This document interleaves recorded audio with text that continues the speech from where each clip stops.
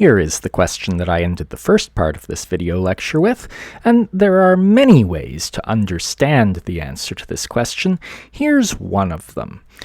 Let's think about the potential energy of this pair of particles. It's given by the kq1, q2 over r formula. And note that q1, q2 here is negative because q1 and q2 have opposite sign. And so we know the potential energy is negative. And what's more, it gets larger, by which I mean it has a larger magnitude, as r gets small, and the denominator of that expression gets small. That means, as these particles are brought closer together, the potential energy is getting more negative. Or in other words, the change in potential energy is negative. Well, if the change in potential energy is negative, and there's been no change in kinetic energy, then the total change in energy of the system is negative, and that must be the work done by the external agent. Now, note, you might be a little confused about why the work done by the external agent could be negative.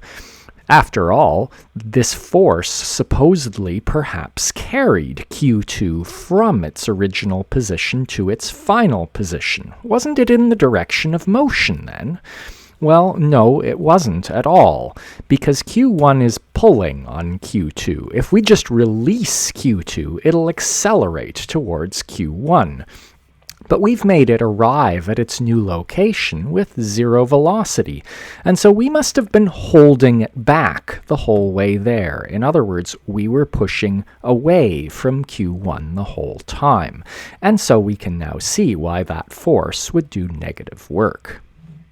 We saw in video lecture 1 of this unit that we can define something that we call electric potential, and it's related to potential energy in much the same way that field is related to force. In other words, it can be thought of as potential energy per unit charge at a location in space. So let's now view our charge Q2 here as a probe charge and look at this in more detail. So I'll call it QP since it's a probe charge, and we've seen that the potential difference between points A and B is just the change in potential energy as we carry QP from A to B divided by QP, so that all dependence on the probe charge will drop out. And this is then a property of the points A and B, and we think of it as being produced by Q1. Alternatively, we could define it in terms of electrostatic work. Instead of thinking of the system of the charge, which is the source charge, and the probe charge, we simply think of it in terms of the work done on a probe charge as we move it around.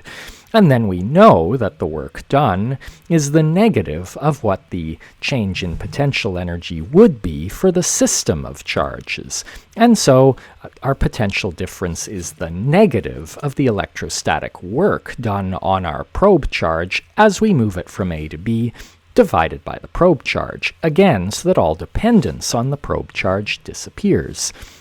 Once we know the potential difference between 2 points, it's easy to calculate the work done on any particle that moves from one of those points to the other, because we simply have to multiply by the negative of that charge.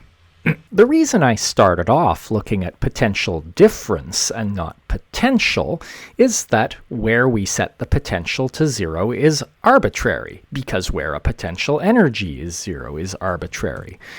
And so, since that's arbitrary, the actual value of the potential anywhere is arbitrary. It's really potential difference which is meaningful, not potential. However, we often have a convention, as we've seen. For particles, we choose that the electric potential energy is 0 when they're at infinite separation. And so that will also say that their electric potential will be 0 at infinite separation by this convention. And so we get a simple expression for the electric potential at a point A due to a charge Q, and note that the probe charge, of course, has dropped out of the expression. as it must. This quantity must be independent of the probe charge that we use to measure it. And so, from now on, we'll tend to just think of a point A near any charge Q, and we can simply calculate the potential there due to the charge Q. Note that it only depends on r, and so it'll be the same everywhere on a sphere of radius r centered around the charge Q. In other words, the equipotential surfaces around this charge Q are spheres. And so we'll often tend to write this potential as a function of r to highlight that fact. Coulomb's law, we've seen, applies to uniformly charged spheres as well as particles, and we've also seen that the expression for E fields that we get for a particle also applies to a uniformly charged sphere. And we found the expression for electric potential due to a particle from the E field and force expressions, and so unsurprisingly, it works for uniformly charged spheres as well. So let's find the electric potential on the surface of a charged ping-pong ball. We've seen that it's fairly easy to get a 1 nanocoulomb or even a several nanocoulomb charge on a ping-pong ball. And a ping-pong ball has a radius of about 2 centimeters, and so we can easily find the electric potential on the surface.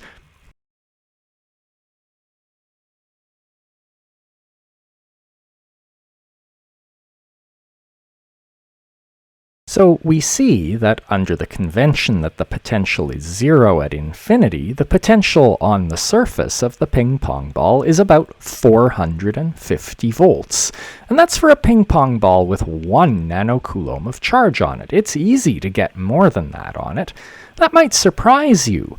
The potential that you get from a wall socket is 120 volts, and you know that under some circumstances that can be dangerous. So why isn't one of these charged ping-pong balls dangerous? Well, the quick answer is that what's really dangerous is the amount of energy stored in it. It's not really correct to say that the potential energy of the charge on the ping-pong ball is just the charge times the potential, because now we're double counting that charge as source and probe charge. But it's going to give us the right order of magnitude. And so we see that we take 450 volts times the 1 nanocoulomb, and that's 10 to the 2 times 10 to the negative 7, negative 9 rather, and so we get about 10 to the negative 7 joules, which is minuscule, and so it's unsurprising that it isn't dangerous. What if we want to know the potential at a point A due to several nearby particles? Well, you would think, and you would be correct in thinking, that it's just the sum of the potentials due to each of those particles. But let's just quickly see that that's true. So we'll think of bringing a probe particle from infinity, and we'll calculate the electrostatic work done on the probe particle. And we know we can just add up works, because it's just work by individual forces, and that is the work of the sum of the forces. So we know how to calculate the work done by one electric charged particle on another charged particle. This is the expression. And we're starting at initial distances of infinity, and so the first term disappears. And so we're simply left with this. And we know that the change in potential is the negative of the electrostatic work over the probe particle.